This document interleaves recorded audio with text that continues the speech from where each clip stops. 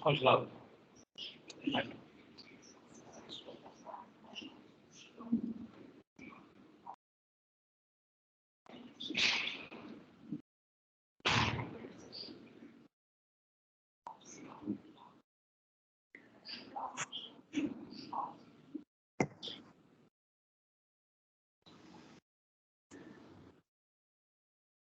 Buenas. ¿Siguen oyendo? A ver. Ok. Sí, oigo. Perfecto.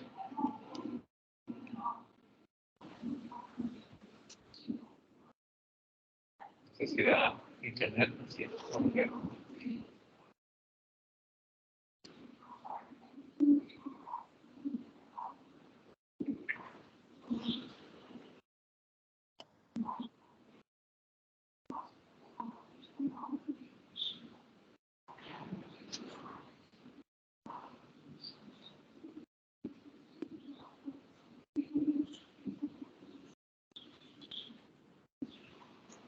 Buenos días a todos. Buenos días.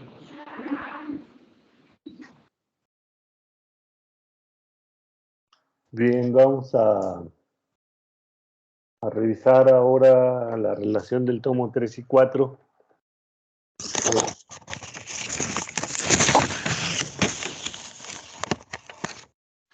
Lo que tenemos es una revisión que hemos hecho hasta hoy de los primeros 3 tomos del método. La sesión anterior, pues prácticamente hicimos un repaso muy rápido por los 3 tomos, pero concentrándonos de manera especial en el tercero. Ustedes han avanzado en sus primeras 2 unidades, en la medida en que las vayan terminando de ejecutar. ¿Así? ¿Me vas a hacer un pastel de esto, mamá? ¿De mi muñeca? En la medida en que los terminen de ejecutar las actividades y de ponerlas en los foros, nos estarán ya, digamos, en la transición entre el tomo 2 y 3. En la última actividad del foro 2.3 se le solicita una revisión de autores, particularmente los relacionados con este tomo cuarto que vamos a revisar ahora. A grandes rasgos podríamos resumir que el tomo 1 consiste en la explicación de esta transición del estado del conocimiento sobre la naturaleza y por lo tanto las condiciones físicas de lo vivo, en donde la física aprende que no solo debe atender a la naturaleza como una entidad que condensa o que muestra o que expone el orden, ¿no? Las condiciones ordenadas del mundo, sino que principalmente se presenta a través de la interacción entre los estados ordenados y los estados caóticos. Entre estos 2 estados, entre orden y caos, emergen estados de organización en el tiempo de los sistemas y que lo que tenemos que aprender es a reconocer, entender, comprender y explicar el comportamiento sistémico. Les mostramos el bucle tetralógico como la primera propuesta para esos fines. Y el tomo 2 tiene que ver con cómo el sujeto, entendido como sistema, tiene unos comportamientos singulares, particularmente la computación y la cogitación, una computación viviente que podemos denominar auto-eco-fenogeno-reorganizadora, que es el modelo que nos expone Edgar Morin como el comportamiento de lo vivo, por lo cual los seres buscan su sobrevivencia y que ahí hay un primer nivel de inteligencia que es la cogitación. Esto le sirve para decir, bueno, que el ser humano es un sujeto vivo, que es a la vez auto, eco, feno, geno, reorganizador, y que de su dispositivo sensorio-motor emergen unas cualidades singulares que lo caracterizan como especie y que una cualidad singular que emerge de este dispositivo sensorio-motor es la cogitación a través del lenguaje. La cogitación se entiende como la producción de ideas, de pensamientos, de conocimientos en una relación ecológica entre el individuo, la sociedad y la especie. Incluye eso un ambiente en donde se desarrolla. Para explicarnos entonces cómo este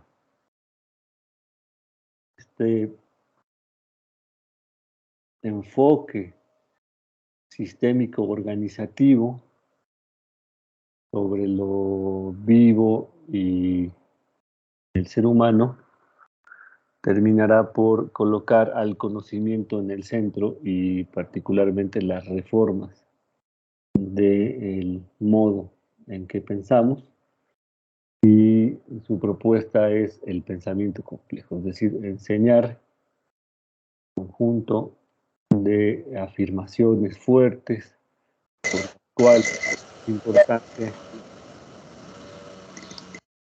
romper con la racionalidad clásica, y estas afirmaciones fuertes o contenidos básicos o postulados centrales van a definir lo que Edgar Morin denomina pensamiento complejo, que es una estrategia para la producción de conocimientos históricos, contextualizados, ecológicos y pertinentes, ¿no? O ecologizados, que es más bien, ecologizados y pertinentes. Es una estrategia metacognitiva porque va a incluir la posibilidad de reflexión del sujeto sobre su práctica intelectual, sobre su práctica investigativa, porque va a renovarse en razón de los aprendizajes sistémicos sobre lo físico, sobre lo vivo y sobre lo humano, y porque dispondrá entonces novedades en razón de la toma de decisiones para la vida pública. Allí es donde surgen los siguientes tomos, que es las ideas, la identidad y la ética. Para Edgar Morin, si el conocimiento es uno de los objetos privilegiados de observación para el siglo XXI, el contenido del conocimiento son ideas que tienen características particulares, necesitan ser trabajadas, procesadas.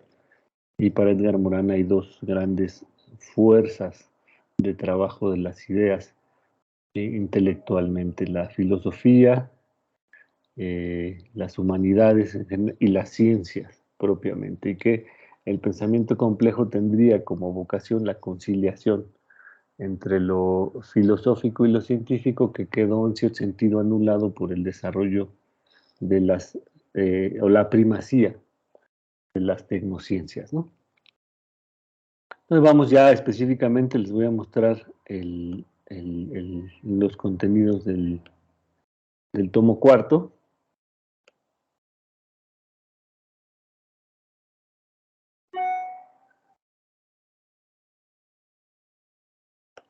Les decía que el tomo cuarto se denomina Las ideas. Edgar Morin nos postula que va a tratar, nos va a exponer una ecología de las ideas, en donde el sujeto humano, a través de la cultura, expone conocimiento, conocimiento que circula y que no escapa de tensiones sobre ciertos determinismos, pero que la vida intelectual vive, se anima y vivifica la sociedad a través de ciertos caldos de cultivo. Para la generación de esos caldos de cultivo es importante hacer un crear, renovar, vivificar también la clase intelectual, y que entre el siglo XX y XXI se generaron dos grandes culturas intelectuales, ¿no? Unas más dogmáticas, dedicadas a la búsqueda de afirmaciones sobre las cuales construir hegemonías y poderes, y otra cultura que es la de la búsqueda por reconfiguraciones, renovaciones, que Edgar Morin evidentemente se siente mucho más cercano a la segunda, a la cultura intelectual que busca en las fronteras, en los márgenes, en los intersticios, en las polémicas, eh, advertir vías y trayectos para las transformaciones sociales en favor del bien común en general, y que la ciencia debería incorporar, en cierto sentido, esto, porque vive esta tensión entre las dos culturas, ¿no? Una ciencia que tiende a ser servil, por decirlo así, en razón de sus practicantes, y otra ciencia que busca ciertos grados de prosperidad común. Y habría que entonces enriquecer el caldo de cultivo para la segunda. Para hacerlo, dice Edgar Morin, pues son importantes entender el comportamiento de las ideas social y culturalmente. Edgar Morin le va a dar un lugar a las ideas a través de las propuestas de Pierre Teilhard de Chardin, que es algo que denomina la nosfera, así como hay una atmósfera, los seres humanos que vivimos en sociedad y que cada vez nos interconectamos más a través de las nuevas tecnologías, producimos una suerte de espacio para las ideas que denomina Edgar Morin noósfera, a través les decía, de las propuestas de Teilhard de Chardin. Sería una suerte de tercer reino, en donde las ideas tienen una génesis, se metamorfosean, y quizá como los virus en cierto sentido, ¿no? Buscan tener un alto grado de exposición y de reproducibilidad, pero en la medida en que van perdiendo fuerza, se quedan en la sociedad en sí como una especie de memoria sobre la capacidad de afectación en un tiempo específico respecto de este agente, ¿no? Pero no desaparecen, estando en potencialidad en otras épocas de resurgir con alguna novedad eh, en su interior, en su propio desarrollo, ¿no? Para la comprensión de las ideas, pues, es fundamental el lenguaje, fundamental la racionalidad, la lógica, pero es más importante entender las razones subyacentes del por qué las ideas se pueden convertir no solo en productoras y productivas, sino también en problemáticas y en, digamos, eh, cárceles de sus propios productores. Es decir, existen ideas que son capaces de ir en contra de los propios productores, ¿no? En esto Edgar Morin nos quiere hacer muy sensibles a cómo en las ideas, determinadas ideas, se puede engendrar la aceptación del autoritarismo.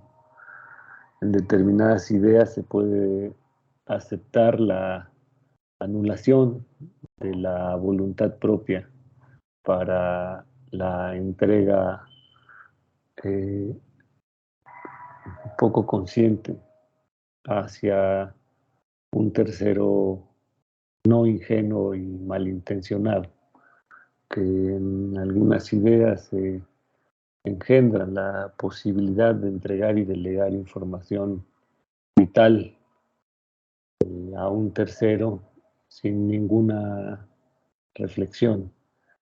En algunas ideas se engendra también la justificación del estado de vida de las personas en pobreza o marginación, y que estas ideas, estos gérmenes de ideas que justifican todas estas cosas, eh, habría que también aprender a contrarrestarlas, porque a partir de ellas es que se construyen o se consolidan acciones específicas en la vida social y cultural, ¿no?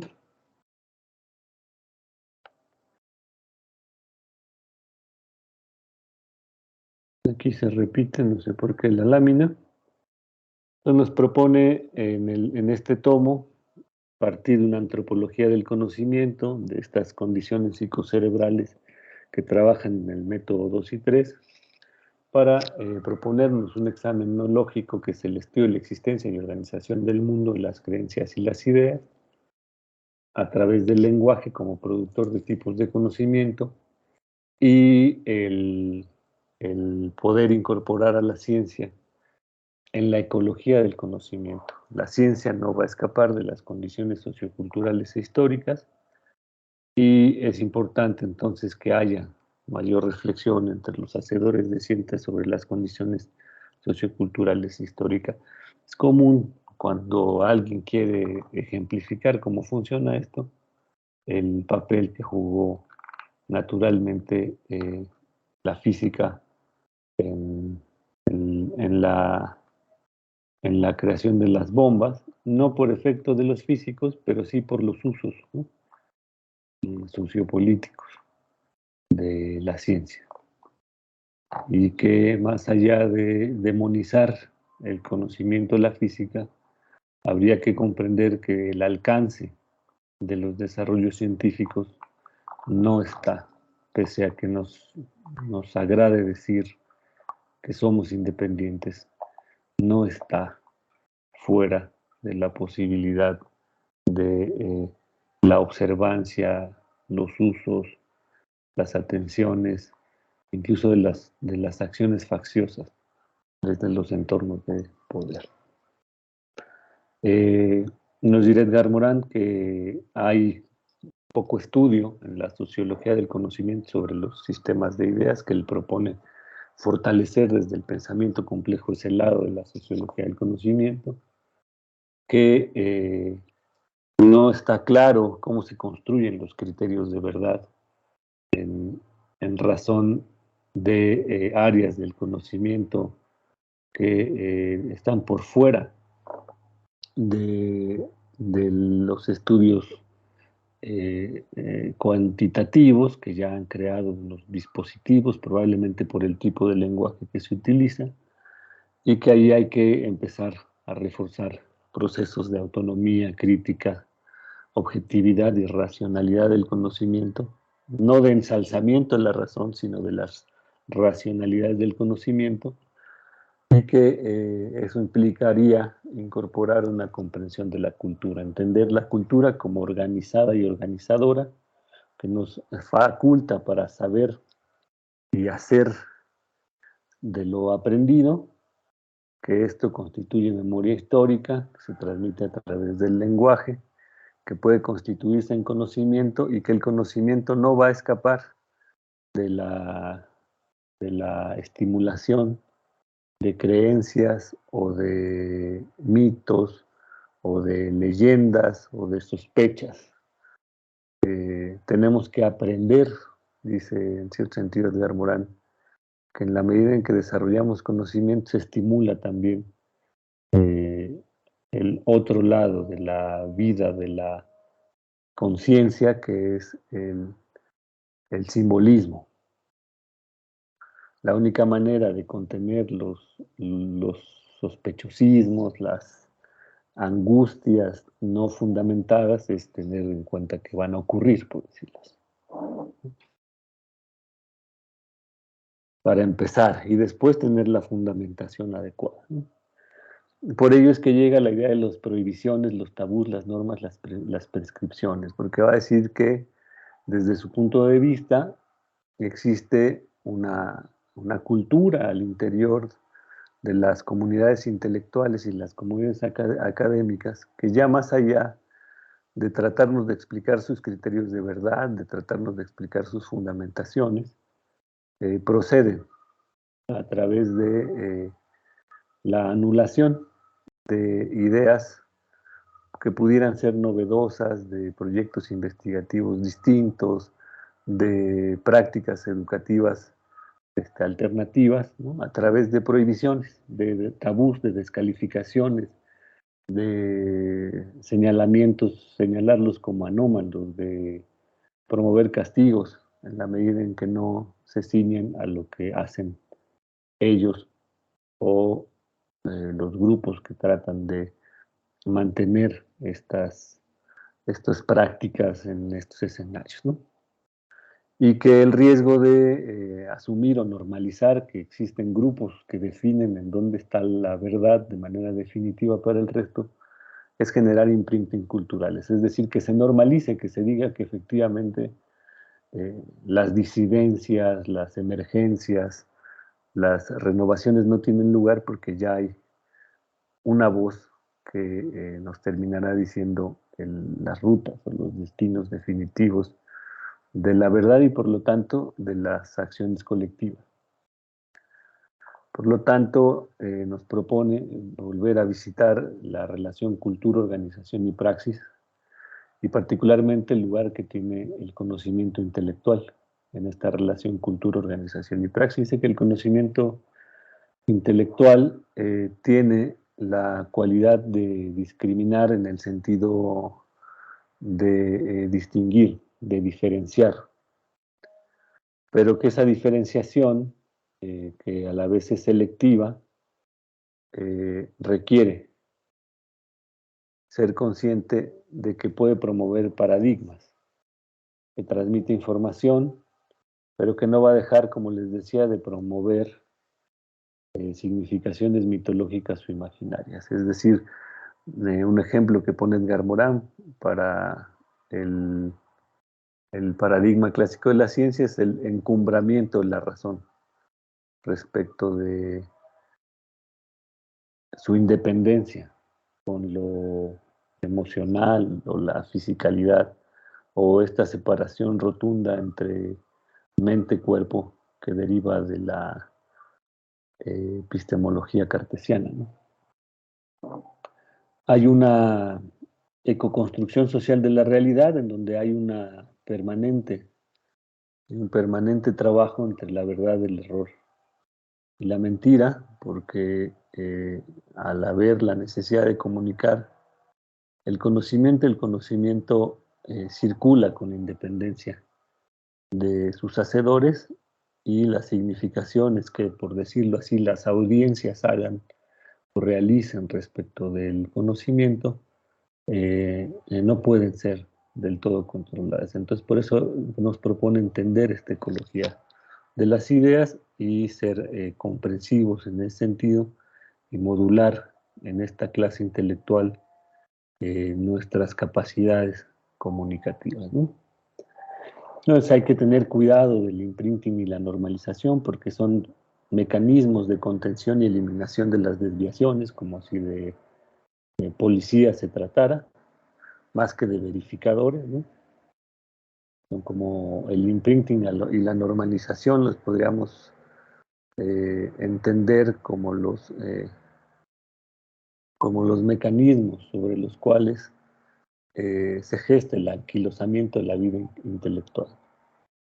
Y que esta esta clase intelectual debería pensarse más como gestador, como chef, como promotores de caldos de cultivo, que busca anular, eh, minimizar los efectos de las certezas absolutas, de las oficialidades, de las sacralizaciones, en general de los dogmas,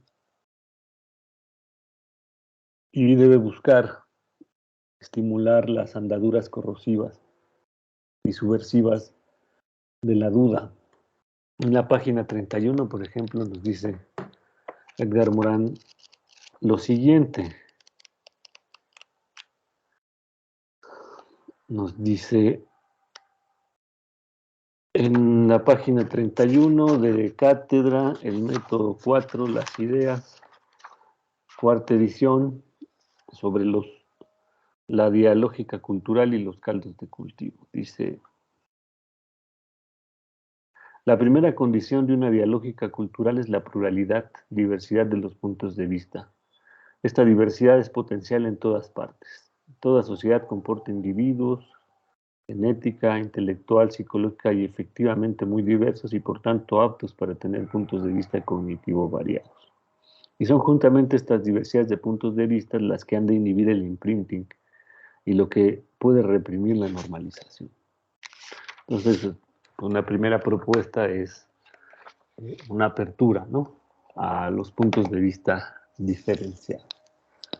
Entonces propone la dialógica cultural, supone el comercio cultural. El comercio cultural está constituido por intercambios múltiples de información, ideas, opiniones, teorías. El comercio de las ideas sería tanto más estimulado en tanto que se efectúe con las ideas de otras culturas, con las ideas del pasado.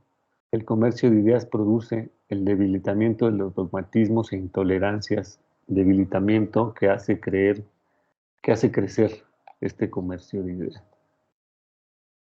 El comercio cultural comporta la competición, la concurrencia, el antagonismo y por tanto el conflicto entre ideas, concepciones y visiones del mundo. De una manera, pues nos dice que no hay que temer a la polémica, no hay que temer a las divergencias, ¿no?, siempre y cuando se contengan como acciones intelectuales que estimulen estos cantos de cultivo. Pero este conflicto necesita ser controlado por una regla que lo mantenga en el plano de lo dialógico y evite los desbordamientos que transforman las batallas de ideas en batallas físicas o militares, como tan a menudo ha ocurrido en las querellas religiosas. De ahí la necesidad de reconocer la ley del diálogo como la regla misma de la dialógica cultural, como en su momento fuese instituida en las Atenas del siglo V, y de resulta se instituyó la filosofía. A partir de aquel momento el debate se convirtió en el estímulo de la imaginación, la argumentación y la búsqueda de pruebas en un mismo tiempo, y ese marco desarrolló el espíritu de la hipótesis, el pensamiento empírico racional que admiramos de Grecia.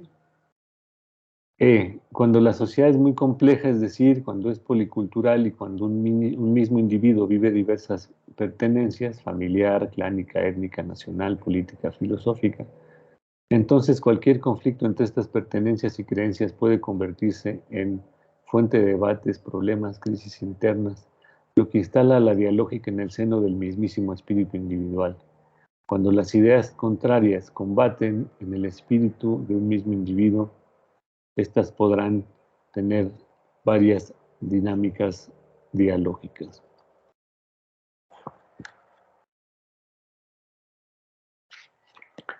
Esta es una manera de ejemplificar lo que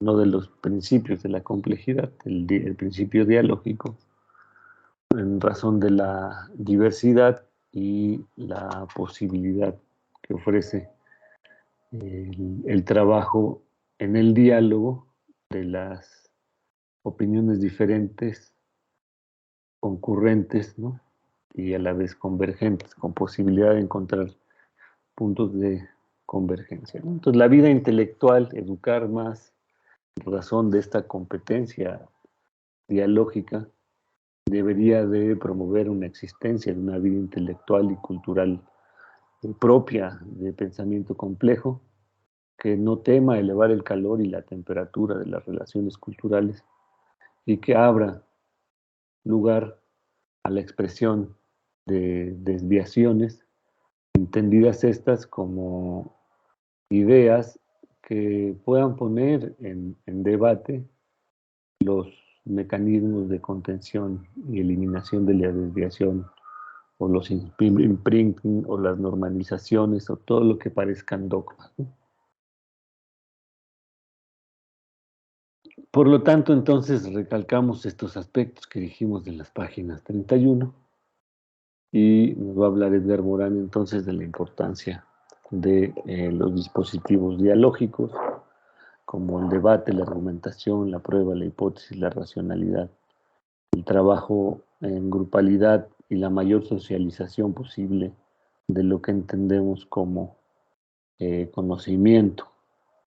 Va a hablar de, en la página 41, 49 y 56, de la relación autonomía, emergencia y crítica como otro aprendizaje del pensamiento complejo desde la crisis, como una situación a la que nos vamos a estar enfrentando de manera regular. Entonces tenemos que integrar el aprendizaje sobre las crisis a la comprensión desde el pensamiento complejo. Nos presenta una tabla sobre las condiciones de autonomía del conocimiento y nos dice: la dialógica y el comercio cognitivo solo se expanden verdaderamente cuando una regla del juego funda el comercio dialógico sobre el intercambio de argumentos, excluye el recurso a la fuerza física o a la represión política, y mejor todavía, cuando esta regla es integrada de alguna manera como imprinting cultural, es decir, se normaliza la disminución de la violencia y de la fuerza física, que desde este momento en esta esfera cambia la naturaleza, pues prescribe la libertad como un valor. En estos casos se constituye una microsociedad de filósofos e intelectuales en la que se instituye la regla crítica. Esta ordena a todos los actores el debate intelectual o filosófico que se adhieran al principio dialógico. Al perpetuarse, esta regla deviene en tradición de un tipo nuevo de tradición crítica.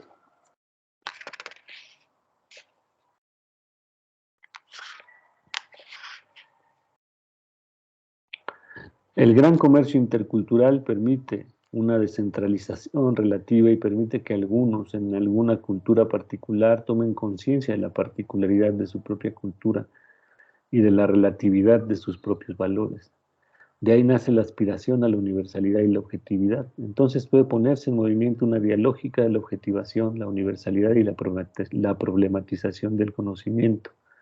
Entonces puede producirse el cuestionamiento más que de los propios pensamientos, de las propias estructuras del pensamiento. A partir de ahí, manteniendo que es una relación oscura con una crisis mutacional del núcleo organizacional de la sociedad, puede surgir una crisis de principios y estructuras del conocimiento.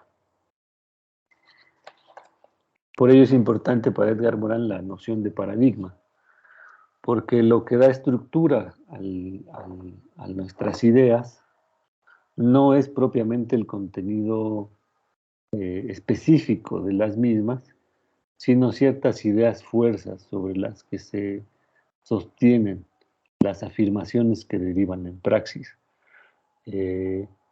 Como por ejemplo, pensemos la idea de que la sociedad es un reflejo de la evolución a través de la lucha entre las especies para la dominación del más fuerte, ¿no? Es una idea fuerza que contiene unos elementos organizadores generales de las relaciones humanas que pueden estructurar, ¿no?, ideas y praxis.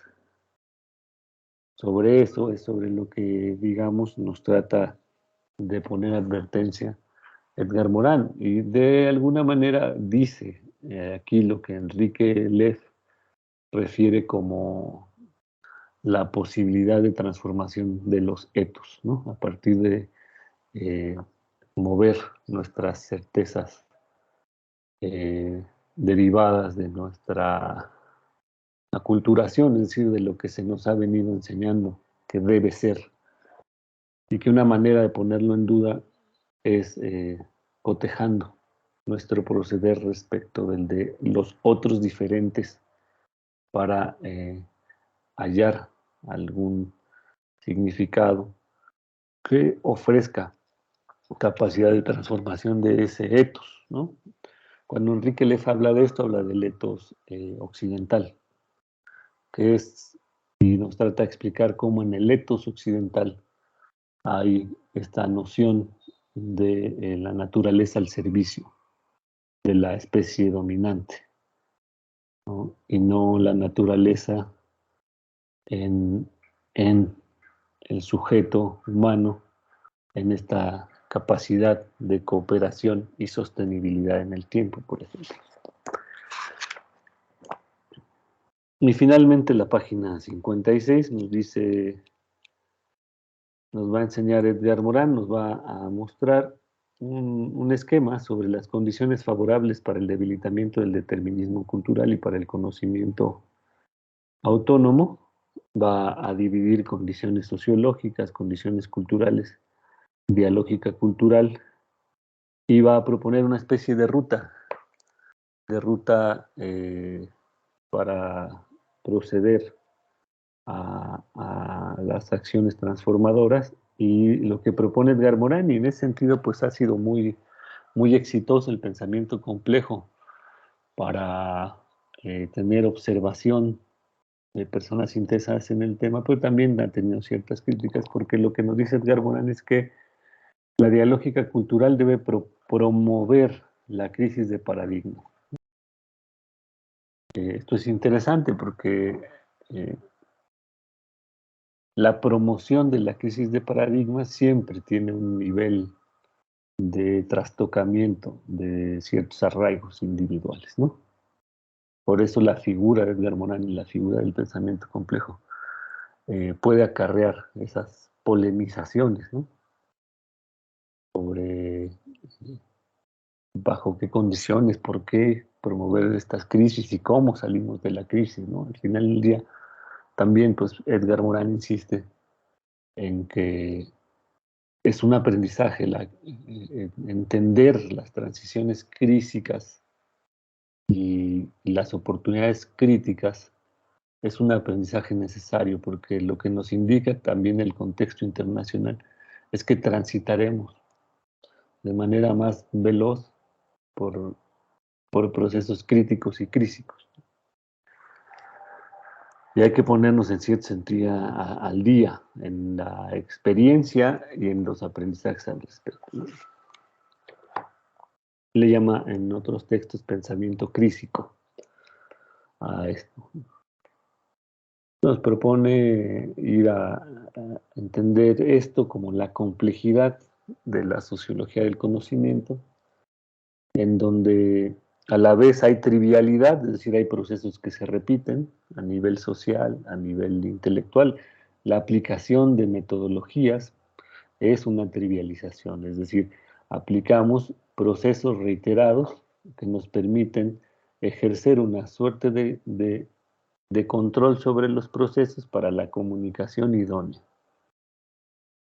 Pero estas trivializaciones no deberían ser el fin, sino estas trivializaciones lo que nos permiten es hallar información suficientemente válida para el intercambio de opiniones y para el ejercicio de las libertades.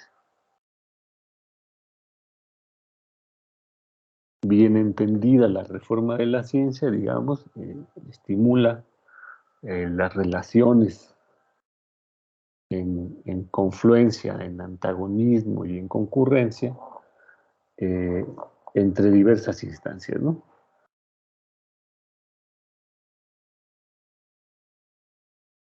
Por lo tanto, su alternativa a los efectos negativos de la trivialización, pues son los principios de la complejidad, ¿no?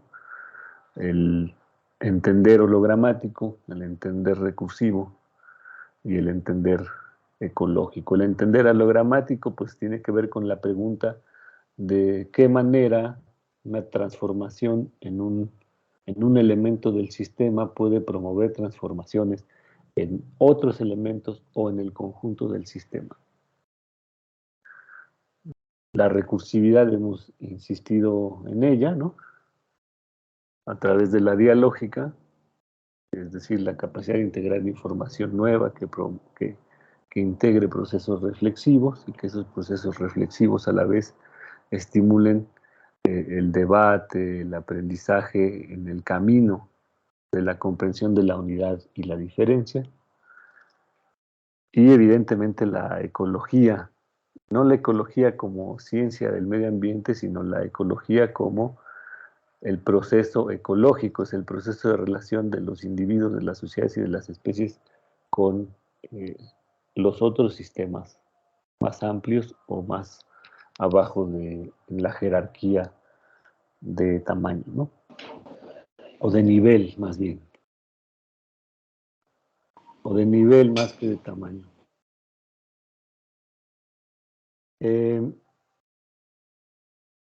Voy a decir que entonces, desde su opinión, él asume.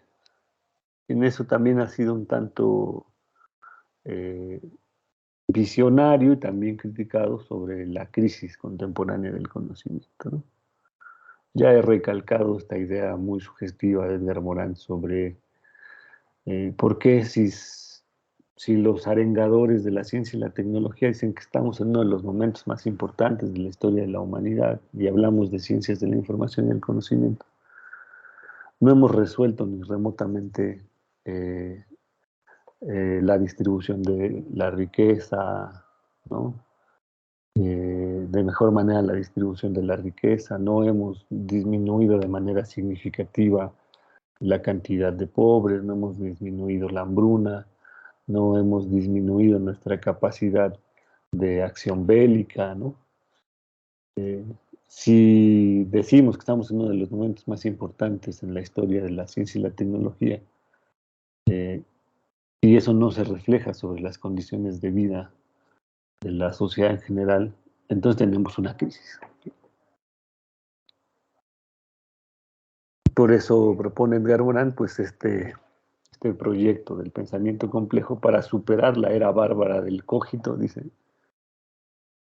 ¿no? El racionalismo a ultranza, la idea de que la razón imperará sobre otras habilidades de nuestra condición humana, es lo que denomina pues, la era bárbara del cogito, y que antes que promover la vitalidad del conocimiento, en realidad nubla el futuro del conocimiento como reivindicador de la vida colectiva, de la vida humana, ¿no?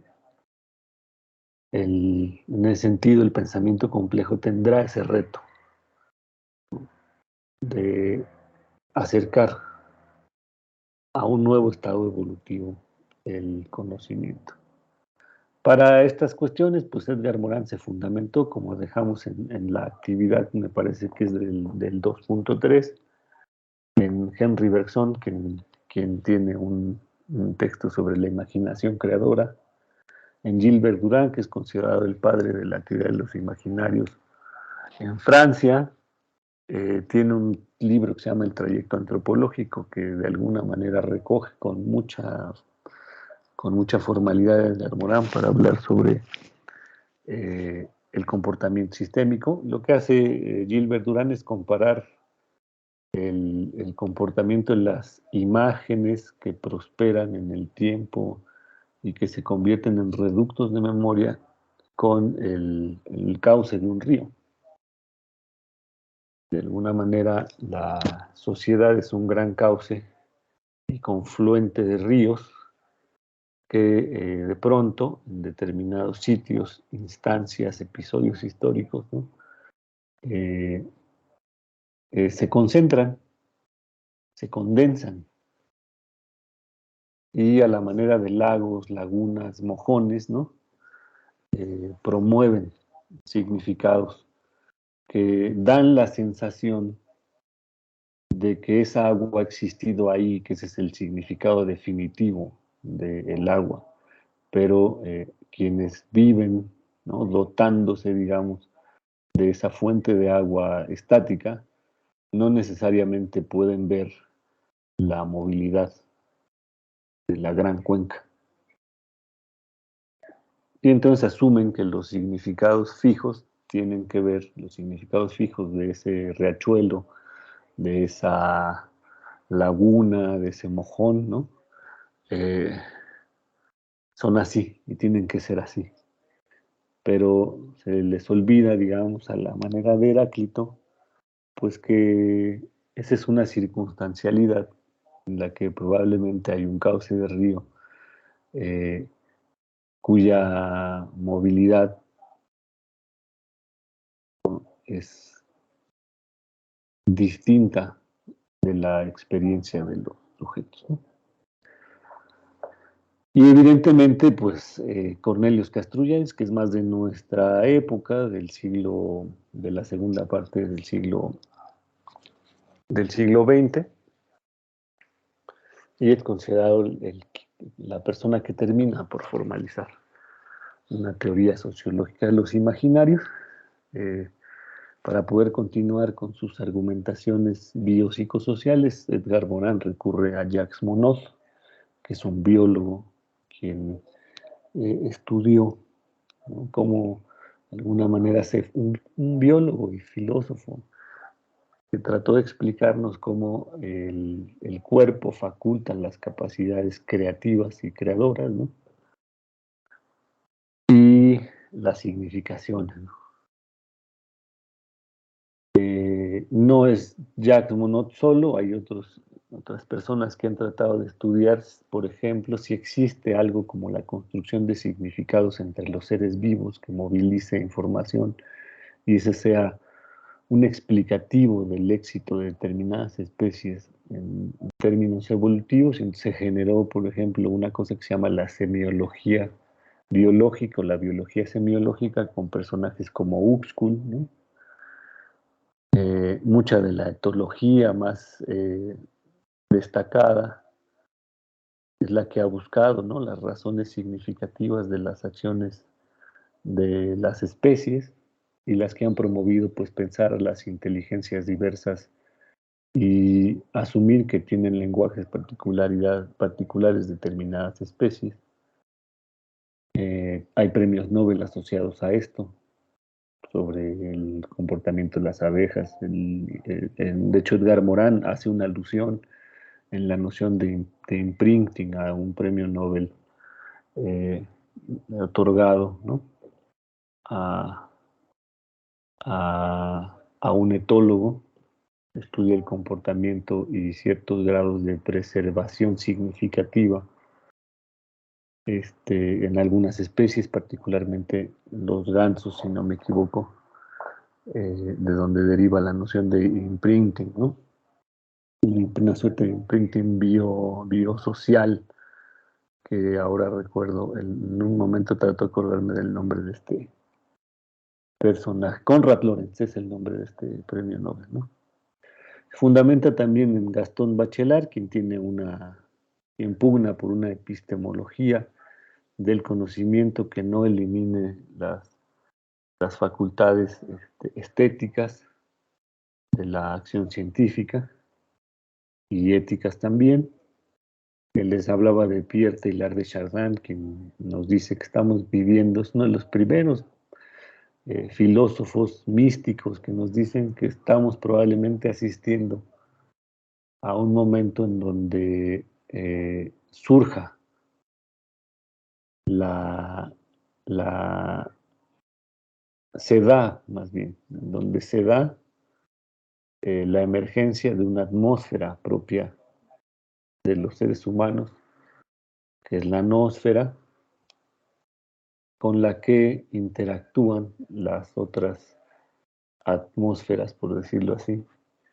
Y eso fue muy interesante porque él anticipó en cierto sentido lo que hoy se llama el antropoceno, es decir, cuando nos dimos cuenta que los efectos adversos de nuestras actividades extractivas empezaron a producir o a incidir en determinados resultados del comportamiento del planeta. Y ese es un efecto de la noósfera desde el punto de vista de algunos que lo explican así.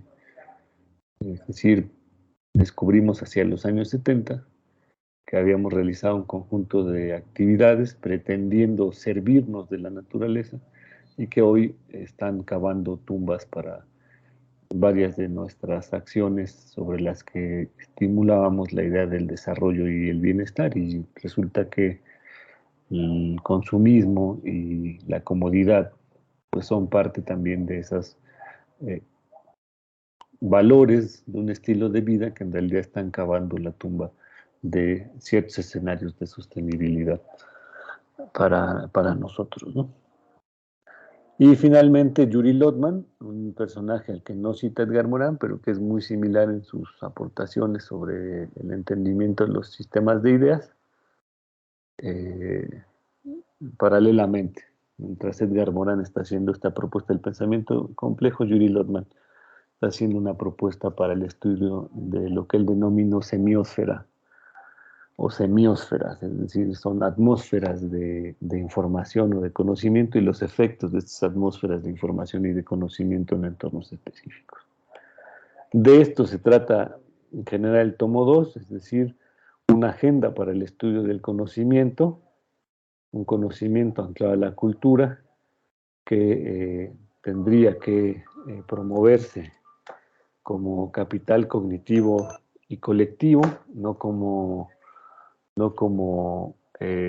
un conocimiento privado y de carácter individual de grandes personajes, sino empezar a estudiar cómo la historia de los grandes personajes y las afirmaciones de los grandes personajes se integran a la cultura como capital cognitivo, generan o no memoria histórica, se traducen en ideas, informaciones o en creencias, se traducen o no en saberes aprendidos, generan una cierta ecología del pensamiento, eh, y entender las significaciones mitológicas e imaginarias y cómo esto produce situaciones específicas en momentos históricos particulares. Ya hemos hablado aquí, por ejemplo, de cómo resultó insólito que se generara tanta sospecha primero sobre el COVID o sobre la COVID, después tantas sospechas sobre las vacunas, después tantas narrativas eh, consecuentes o no respecto de la conveniencia mayor de no vacunarse a la conveniencia de vacunarse. Es sorprendente cómo entonces, cuando más herramientas de comunicación tenemos, menos eficacia respecto de la comprensión común alcanzamos en momentos de crisis, ¿no?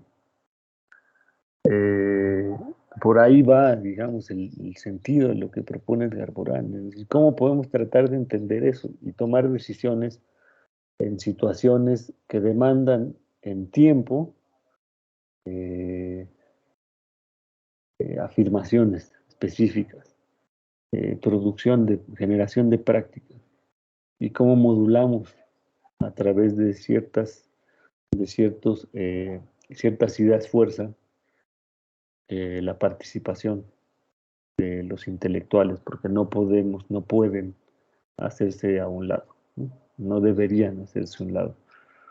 Eh, en realidad es mucho más conveniente que nos hagan creer que conviene más que estemos a un lado, aislados en las instituciones, a una suerte de involucramiento a partir de marcos de referencia comunes de complejidad y debate fundamentado, ¿no? Por ahí es, en cierto sentido, lo que propone Edgar Morin, y por eso después irá a explicarnos razones de las situaciones sobre la identidad, de qué va la identidad del ser humano, cómo se concreta en la identidad del ser humano un conjunto de tensiones que estamos viviendo ahora, y una salida política de Edgar Morin, ¿no? Para Edgar Morin, debe haber una consecuencia política de una reforma de la ciencia. Y esa consecuencia política tiene que ver con promover una identidad planetaria y por empezarnos a preocupar y a responsabilizar del futuro. Porque en la segunda mitad del siglo XX, un tanto por efecto del cambio de siglo y otro tanto por efecto del gran desarrollo tecnocientífico, abundaron y bueno, las consecuencias también del cambio climático, ¿no? Empiezan a abundar eh, las narrativas sobre la catástrofe. de alguna manera la idea que está flotando en este tomo 5 del método, que es la identidad, es, supongamos que la catástrofe está, ¿no? ¿Cómo actuaremos? Con la negligencia del piloto, el capitán del Titanic, con la elegancia de los músicos, o tenemos oportunidad de que una vez que reconocimos que nos estamos encaminando a hacer del planeta Tierra un Titanic, ¿no? Podamos desviar de alguna manera la ruta, o contener la dimensión de la tragedia. En cualquiera de los tres escenarios hay una decisión política que tomar, y esa decisión política no puede ser de unos cuantos, tiene que ser de colectividades con cierto grado de compromiso en el nivel que decidan asumir. Ahí hay un nivel de complejidad y de responsabilidad que se debe trabajar desde la ética y desde la complejidad y desde la identidad, ¿no? A eso alude cuando habla de despiertos y sonámbulos, ¿no? Y en cierto sentido la vuelta al original, es decir, es una idea de la identidad que pueda sostenerse sobre la mejor convivencia entre la tierra y los habitantes de ella. Hay otro documento de Armorán que abunda en este sentido, que se llama Tierra Patria, que trabaja con Ingrid Kern, ¿no? ¿Por qué elige esta metáfora de Armorán? Porque es consecuente con lo que revisamos en el método 4, ¿no? Es decir, puedo argumentar y dar las razones intelectuales en el libro de por qué es importante promover una identidad planetaria, hacer teoría, poner datos, estadísticas y demás, pero también necesito ideas fuertes metafóricamente sobre las cuales se consolide el vínculo, porque mi cerebro no solo trabaja los vínculos por asociación intelectual, sino trabaja los vínculos por asociación metafórica. Eso lo trabaja en el método 3 y 4 de Edgar Morán. Por eso Edgar Morán tiene esta vocación de hallar imágenes, metáforas, expresiones eh, con ciertos permisos y licencias literarias que le llegan a resultar odiosos a otros académicos. Pero no solo es que Edgar Morán desee polemizar y generar este caldo de cultivo, sino tiene esa convicción en razón de estos argumentos de que una comunicación idónea con impacto social desde la ciencia va acompañada del uso eficaz y ético de los dos pensamientos, dirá, ¿no? El pensamiento eh, de racional y el pensamiento simbólico metafórico. Está permanentemente jugando con el lenguaje en esta disidencia, en esta tensión, ¿no? Que nos ha explicado muy bien en el tomo 4 y que lleva, en cierto sentido, hacia el tomo 5 y hacia este texto que se llama Tierra Patria. Y otros documentos sobre la identidad futura y planetaria que ustedes pueden seguir, como La Vía, que es un texto que sacó por ahí del 2010 y 2014, y Cambiemos de Vía, aprendizajes en torno a la pandemia. Son trabajos que también son consecuentes con estas ideas de cómo podríamos generar incidencia respecto del futuro y nuestra identidad planetaria. Edgar Morán, entonces, en el tomo 5, nos va a reforzar algunas cuestiones que ya ha trabajado en los otros 4 tomos.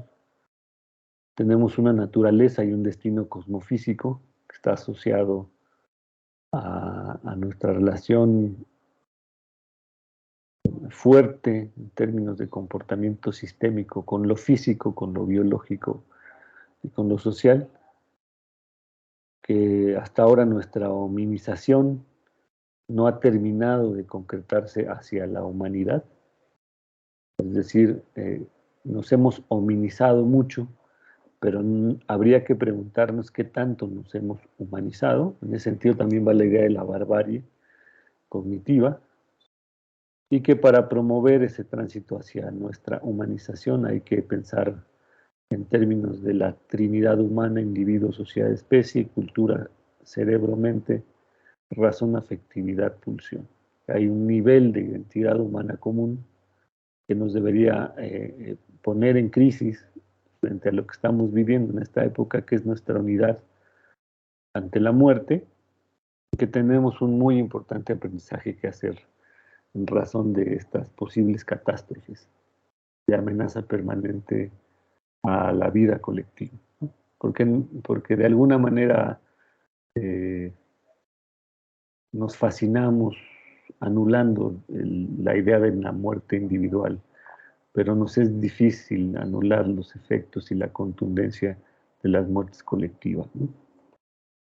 Esta sensación de muerte es una sensación de unidad y múltiple, es una gran paradoja que vivimos todos como sujetos vivos, que nos permite pensar en el otro. La muerte no deja de ser objetiva y subjetiva, ¿no? Y sobre la muerte se vierten las emociones y las razones. Es decir, sobre la muerte, sobre la imagen de la muerte podemos planear determinadas acciones en el aquí y en el ahora, pero también podemos cometer uh, acciones absurdas con la idea de que tengo que aprovechar el aquí y el ahora porque el mundo se va a acabar o porque, ¿no? Estas nociones un tanto ordinarias, pero que también están prefigurando modos de hacer las cosas, va a abogar por el entendimiento de nuestra identidad como un crisol polimorfo, que es a la vez lúdico, que es a la vez loco, que es a la vez sabio, y que no hay que temer a la locura humana mientras podamos integrar mecanismos de control. Cuando habla de la locura como un germen de, de nuestra estructura emotiva y cerebral, ¿no? No como la locura de diagnóstico clínico, ¿no? Habla de la locura como un germen potencialmente, que puede potencialmente derivar en diagnóstico clínico, pero esta locura como germen en nuestra estructura cerebral por la creación de la imaginación, es importante ponerlo en juego con la razón, con las normas, con las reglas, con la capacidad creativa, justo porque ponerlo en asociación con todas esas es lo que en cierto sentido la estabiliza y la vuelve productora, ¿no? Cuando no la acompañamos de las otras facultades, entonces puede engendrar en procesos patológicos. Pero nos dice, lo mismo pasa con la razón. Si a la razón no la acompañamos de creatividad, si a la razón no la acompañamos de ideas renovadas, de un cierto grado de emotividad, pasión y una dosis de locura por la necedad, por el empeño, entonces la razón se puede convertir también en patológica, ¿no? La razón por la razón solamente.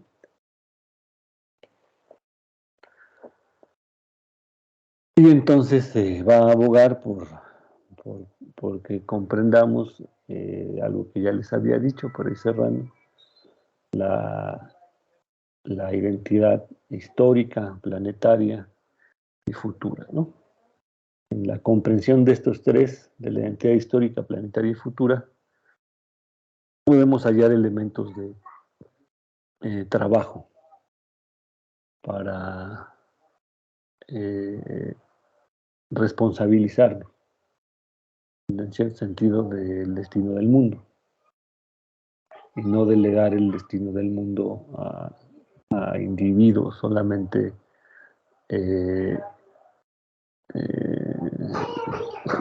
líderes únicos, a superhéroes y otras fascinaciones nuestras también, ¿no? Les quiero proponer, voy a empezar a formalizar la unidad tercera. No voy a ahondar más en el método 5 porque tenemos una conferencia que dio un doctor que se llama Jorge Colorado Lanestosa, que es la que voy a colocar en el 3.1. Les invito a verlo. No quería dejar de avanzar el día de hoy en el método 4 y 5.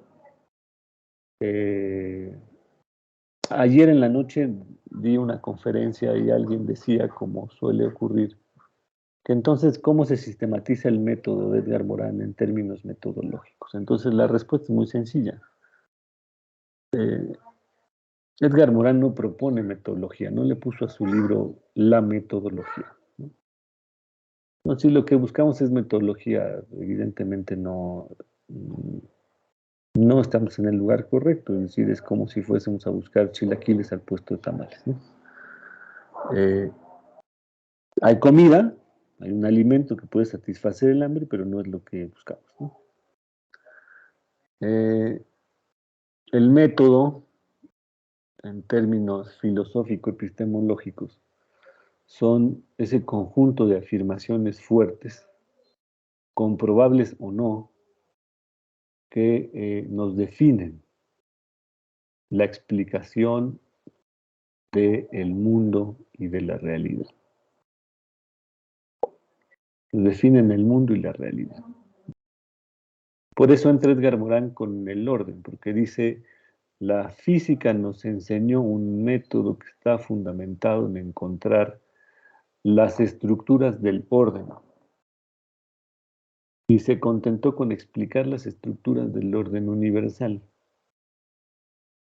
Y para eso se satisfizo de la mecánica, particularmente de la mecánica de las grandes masas, y así nos explicó el mundo, que no existía la posibilidad de que un objeto tal, ¿no?, se encontrara en un espacio y no se podía encontrar en otro. Bueno, después descubrieron que había otro mundo en este mundo, que es el de las partículas más pequeñas, cuánticas, ¿no?, en donde una partícula sí puede estar en dos lugares al mismo tiempo. ¿Cuál realidad es la más real? Pues las dos son reales, ¿no? Y que ese comportamiento de una partícula en dos lugares al mismo tiempo tiene una consideración desordenada y además en un nivel de relación está vinculado con el comportamiento de la otra, pero no sabemos todavía cuál es el grado de relación. No tenemos ni la tecnología, ni hemos desarrollado las teorías, ni tenemos suficientes hipótesis para decir qué relación hay entre el mundo cuántico y el mundo de las grandes masas.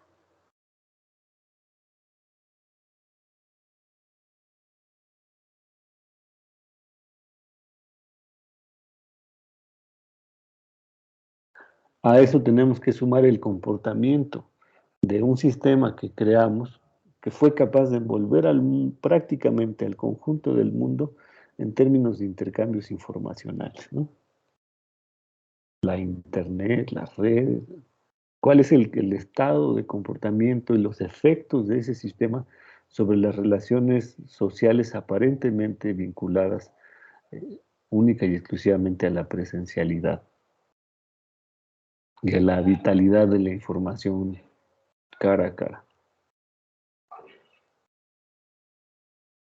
Y así, ¿no?, vienen muchas preguntas que nos dicen que hay un estado de cierto grado de novedad, de eventos insólitos, no experimentados y sobre los cuales no teníamos y no tenemos aún o tecnología o suficientes hipótesis o adecuadas modelaciones, ¿no? Y en ese sentido, pues hay que ser creativos, por decirlo así, en términos muy simples. Y el pensamiento complejo y otras áreas del saber, ¿no? Epistemológico y de sociología del conocimiento están promoviendo esto. El mismo constructivismo tiene una vertiente, ¿no? En ese sentido.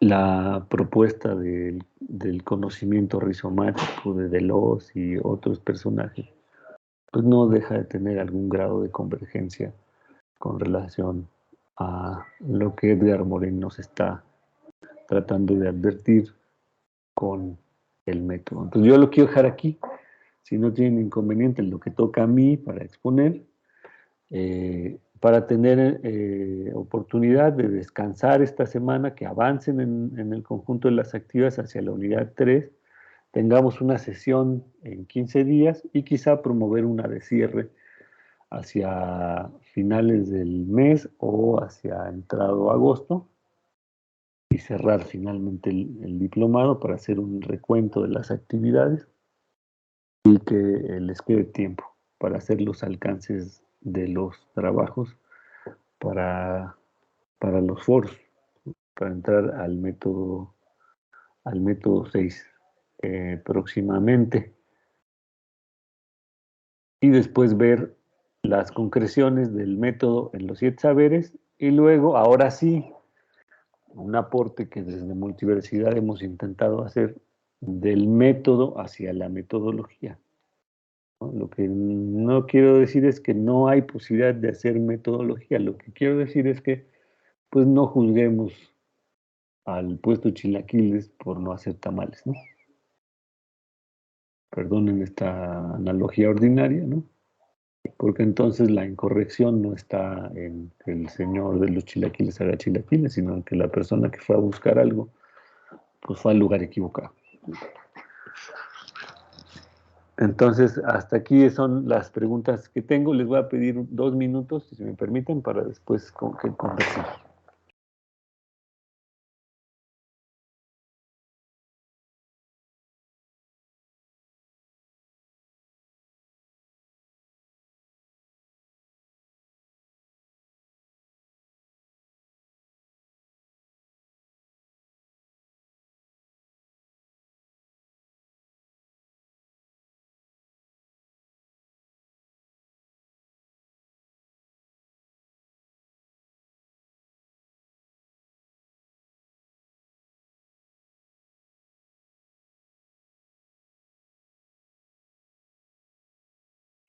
Perdón, ¿algún comentario, pregunta, queja?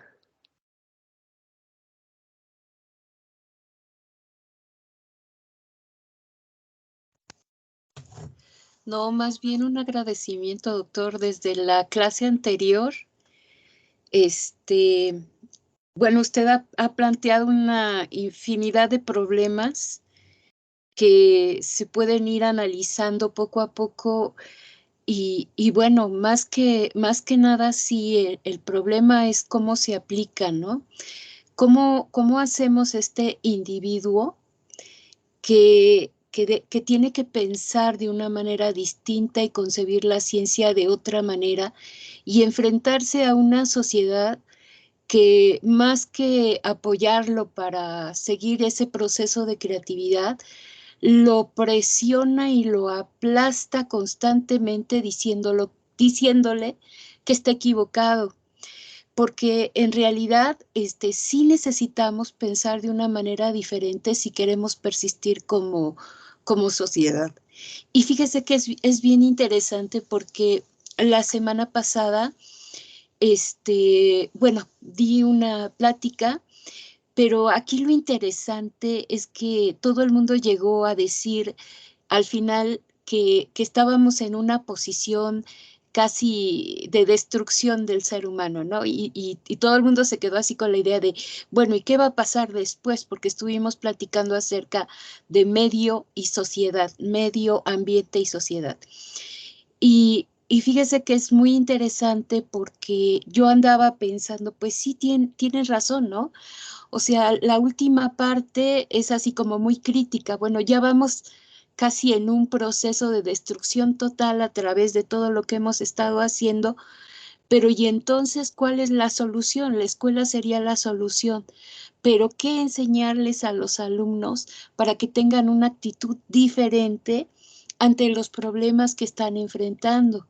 Entonces, créame que desde la semana pasada estoy pensando mucho en todos los problemas que usted está planteando y cómo darles una solución, pero no a nivel de maestrías ni doctorados, sino pensando en gente pequeña, en gente de bachillerato.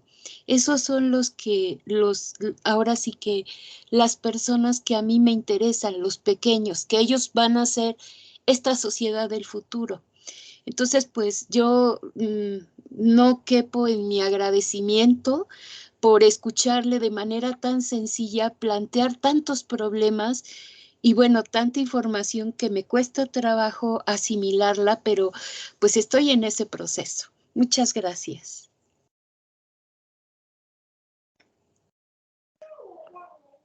No, gracias a ti. Hay algo que nos adelantó un poco el contexto. Porque tanto a diferencia de nosotros más adultos que nos hemos venido formando sobre modelos específicos de ciencia clásica y positiva, ¿no? Estos jóvenes ven los efectos de las interacciones globales, las viven y las padecen. Eso nos puede permitir, ¿no?, con cierto grado de pedagogía y de didáctica, primero promover ambientes de aprendizaje y luego intentar hacer concienciación a la manera de Freire.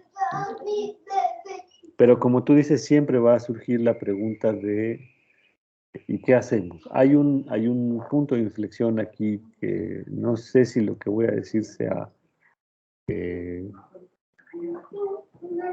demasiado claro, pero que en mi criterio se da, que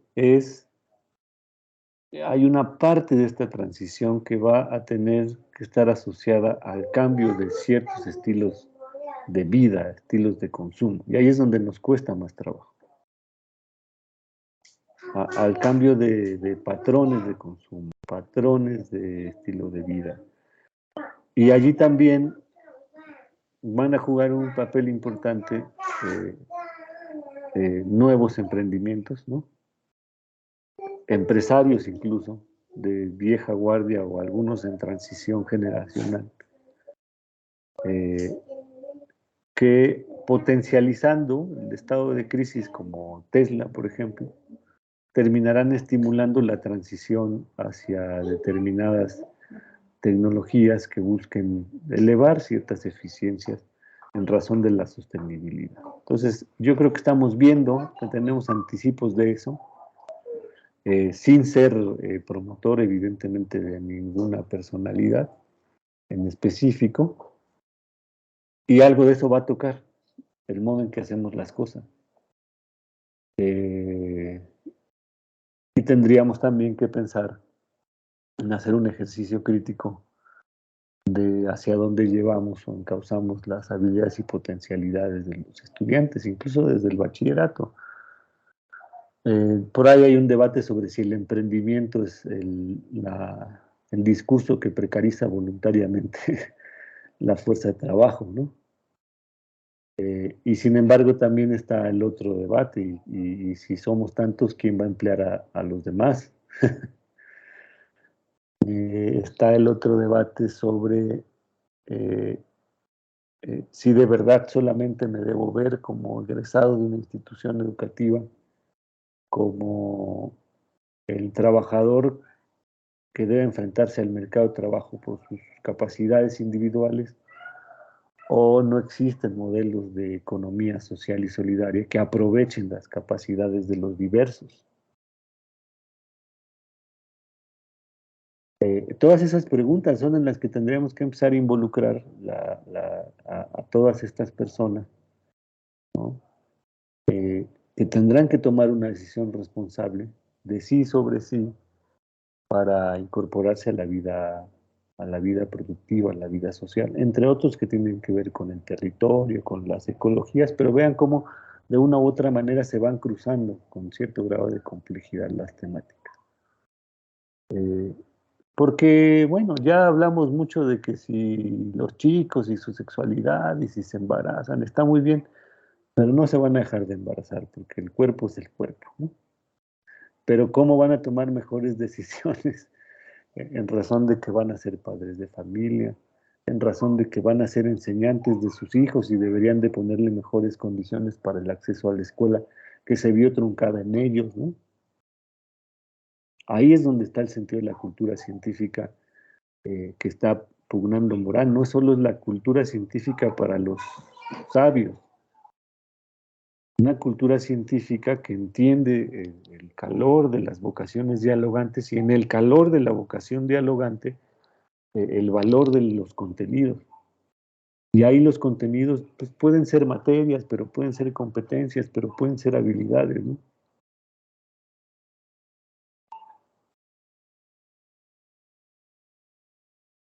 Hay un debate muy interesante, a veces fácil de resolver por las instituciones, pero que está ahí en la UNESCO, como por ejemplo es la promoción de los aprendizajes para la vida. Ya no los aprendizajes solamente para la satisfacción de un currículum ascendente y con cierto grado de meritocracia, sino los aprendizajes para la vida. Yo ya guardo silencio porque ya saben que me voy como chancho en tobogán. ¿Alguien más? Sí, por ti, o sea, dos cosas interesantes. Una es que yo pienso que no se trata de hacer ni de resolver problemas. No se va a tratar de eso. Se va a tratar de ser. Y de manera que es, conseguimos ver la complejidad en el mundo y al mismo tiempo participar con ella. No tratar de solucionar nada. Más bien, la manera de ser de cada uno, el corazón de cada uno, se mueve todo. Y igual no es qué puedo hacer yo para mover este sistema en una dirección, es cómo puedo ser y cómo puedo transformar mi vida entera para que esa transformación entonces de alguna manera exponencial, ¿no?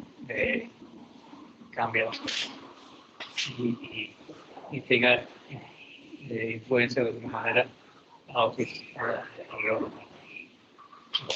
quien esté en mi red. Entonces, pienso que tiene que ver mucho con eso. Hay que entender la complejidad, verla, y ver cómo participar con ella de una manera elegante y no de una manera de estructura. Esa es una cosa que quería mencionar. La segunda es que estoy ahora haciendo... Mario, tantito, por favor. ¿Alcanzamos Sí. a entender la primera idea? Sí. Tiene que ver, bueno, con que hay una parte del trabajo que es individual y que se trata de una búsqueda por desde esa transformación personal, tratar de dirigir el sistema para que se replique, ¿no? En términos exponenciales. Pero yo creo que está afectando el video, creo que la conexión no está tan bien. Entonces te quiero pedir que si apagas el video para ver si te podemos escuchar mejor. Eso. Sí, no es solo personal, se comienza con de adentro hacia afuera, ¿no? Que si yo puedo de alguna manera ser, y ese ser aplica todo lo que hago, mi trabajo en el mundo, se afecta por ese ser, se transmite. Entonces, los sistemas complejos no se pueden cambiar directamente. El trabajo directo viene por esa mudanza, esos cambios. Entonces, no viene por algo que hago, no hago. Porque estoy aprendiendo a escribir de pensamiento y la manera de pensar y ver. Y el lenguaje que uso, también el lenguaje que uso es muy importante porque si yo comienzo con un paradigma, ¿no? que quiero arreglar todo, que quiero solucionar o aplicar a tal tecnología, no es el mismo que si de alguna manera busco alinearme con el sistema complejo y funcionar de esa manera. Funcionar dentro de cómo funcionan todas las otras especies, dentro de un ambiente. De una manera que puede responder y puede ser de una manera viva de ser. Ese es el primer punto.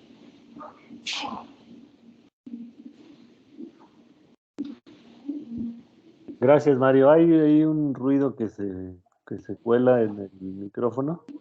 Sí, estoy en un café, disculpa. No, no te preocupes, no, más bien por nosotros que desafortunadamente no pudimos seguir toda la idea, pero no hay inconveniente, pues. Hay un asunto de integralidad, ¿no?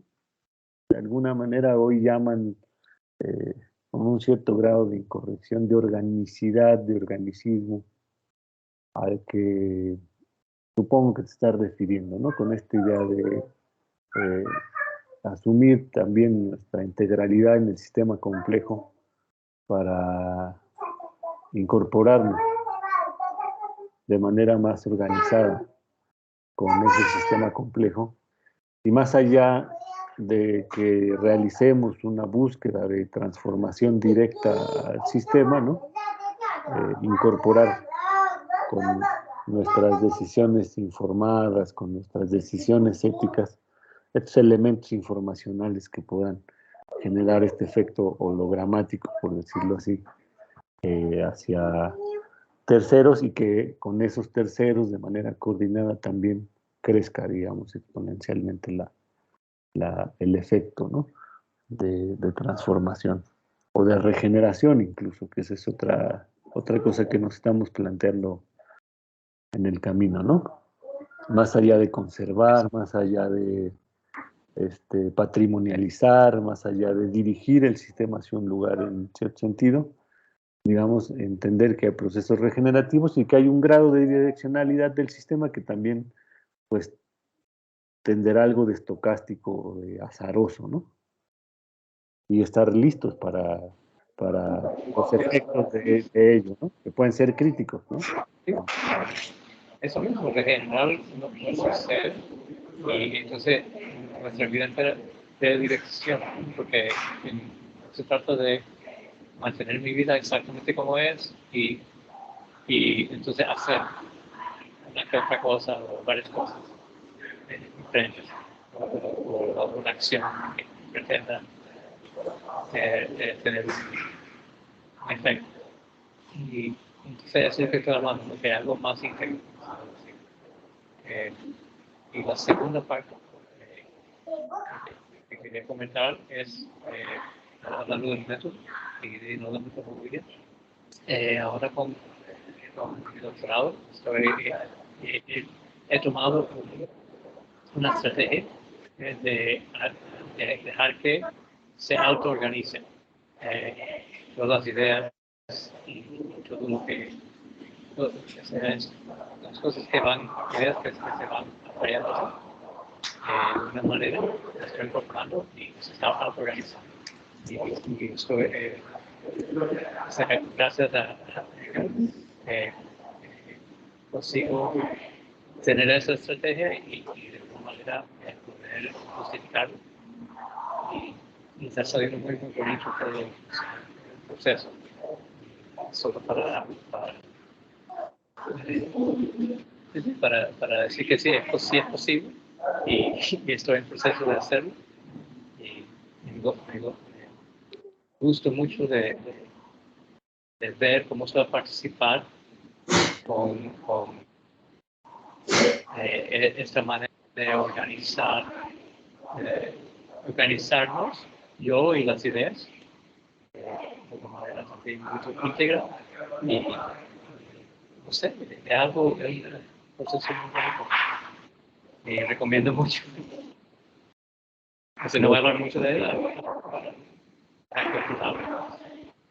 Es posible y estoy en proceso de hacerlo. Gracias, Mario. Bueno, no sé si hay algún otro comentario.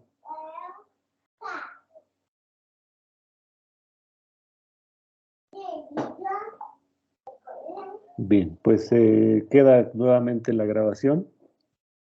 Vamos a dar esta semana que viene, este fin de semana, para que traten de hacer el alcance, quienes van con cierto rezago, ¿no? Las actividades, para que podamos hacer un recuento y entonces ya diseñemos la fase final. Una actividad para los últimos 3 módulos y nuestros 2 últimos encuentros, uno para el tomo 6 y otro de cierre general, para observar la propuesta de orden metodológico que también les voy a compartir en la unidad 3. Les deseo que tengan un muy buen fin de semana, les agradezco mucho su escucha y sigamos en contacto. Muchas gracias, feliz semana. Cuídense mucho. Hasta luego a todos.